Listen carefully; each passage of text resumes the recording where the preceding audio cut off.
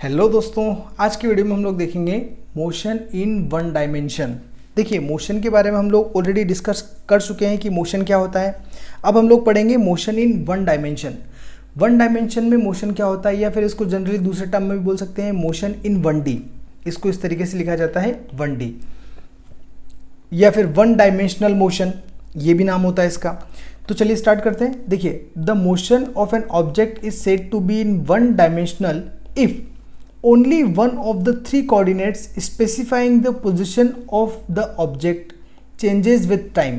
इसका क्या मतलब होता है कि पहले मैं आपको एक चीज़ समझा देता हूँ कि जो अपने पास में कोऑर्डिनेट्स होते हैं वो अपने पास में तीन होते हैं।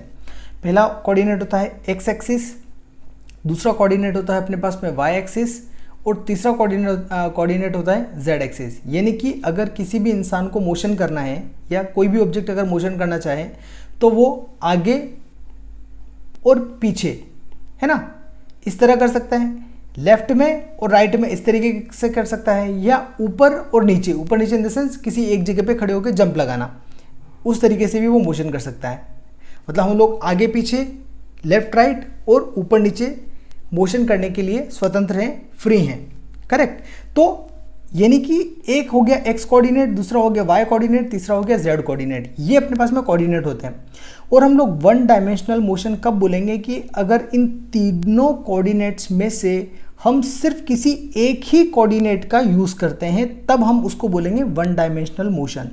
किसी एक ही कोऑर्डिनेट का यूज़ करने का मतलब क्या हुआ कि हम जो मोशन कर रहे हैं वो मोशन हम या तो सिर्फ आगे पीछे कर रहे हैं, ध्यान रखिएगा, सिर्फ आगे पीछे, थोड़े से आगे गए वापस पीछे आए, आगे गए पीछे आए, आगे गए पीछे आए, उसी लाइन में। आपको लाइन भी चेंज नहीं करनी है, मतलब आपको लेफ्ट राइट तो मूव करना ही नहीं है, आगे पीछे आगे पीछे आगे पीछे, अगर इस तरीके का मोशन कर रहे हैं।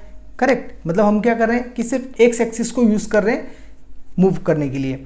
या हम लोग ये बोल सकते हैं कि हम लोग इस तरीके से मोशन कर रहे हैं, left right left right left right, वो वाला मोशन वाई कोऑर्डिनेट का यूज़ करके। या फिर एक ही जगह पे खड़े होकर हम लोग कंटिन्यूसली जंप लगा रहे हैं, तो वो भी क्या हो गया आपका एक ही कोऑर्डिनेट का यूज़ किया, किसका, जेड कोऑर्डिनेट का। तो ये जो सिचुएशन आती है, इस सिचुएशन को हम लोग बोलते हैं मोशन इन वन डायमेंशन या फिर वन डायमेंशनल मोशन, क्योंकि तीनों कोऑर्डिनेट्स में से हम लोगों ने मोशन करने के लिए सिर्फ एक कोऑर्डिनेट का यूज़ किया। ठीक है।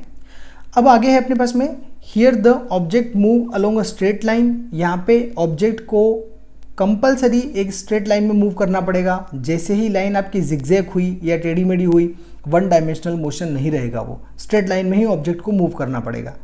ठीक है। चाहे वो एक्स एक्सिस में करे, चाहे वाई एक्सिस में करे, चाहे जेड एक्सिस में करे, that doesn't matter, but motion straight line में होना चाहिए। This motion is also called rectilinear और लीनियर मोशन। इस मोशन को रेक्टिलिनियर और लीनियर मोशन भी बोला जाता है। ये अलग नाम है, आपको याद रखना है। अब यहाँ पे देखिए, जैसे हम अगर इसको ग्राफिकल समझना चाहें तो कैसे समझ सकते हैं कि ओ मान लीजिए अपने पास में ओरिजिन है और P1 ऑब्जेक्ट की पोजीशन है पहले किसी भी एक पर्टिकुलर टाइम में। कुछ देर बाद उस ऑब्जेक्ट की जो पोजीशन है वो P2 हो जाती है। मतलब उसने क्या करा, x1 डिस्टेंस से x2 डिस्टेंस पर चला गया, यानी कि एक सीधी लाइन में वो आगे की तरफ बढ़ गया, है ना, सीधी लाइन में आगे की तरफ बढ़ गया। तो ये क्या हो गया, आपका एक वन डायमेंशनल मोशन हो गया।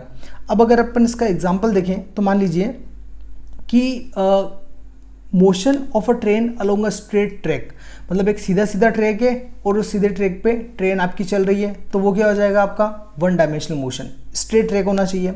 उसके बाद में अगले एग्जांपल की बात करें तो motion of a freely falling body. Freely falling body का मतलब होता है, जैसे मान के चलिए कि ये आपके पास में आपके घर की बिल्डिंग है और आप छत पे खड़े हैं। छत पे आपने एक पत्थर अपने हाथ में लिया और हाथ आगे करके उस पत्थर को छोड़ दिया, है ना, फेंका नहीं है आपने, फ्रीली छोड़ दिया।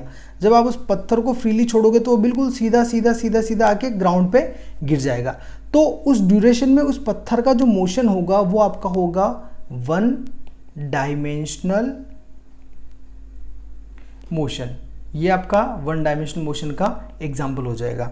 ठीक है। तो इस तरीके से स्ट्रेट रोड पर या एक स्ट्रेट पाथ पर जो भी ऑब्जेक्ट मूव करेगा वो आपका वन डायमेंशन में करेगा। सो ये था अपने पास में वन डायमेंशनल मोशन। आगे 2 डायमेंशन और 3 डायमेंशनल मोशन भी हम लोग स्टडी करेंगे। आज के वीडियो में इतना ही। Thanks for watching.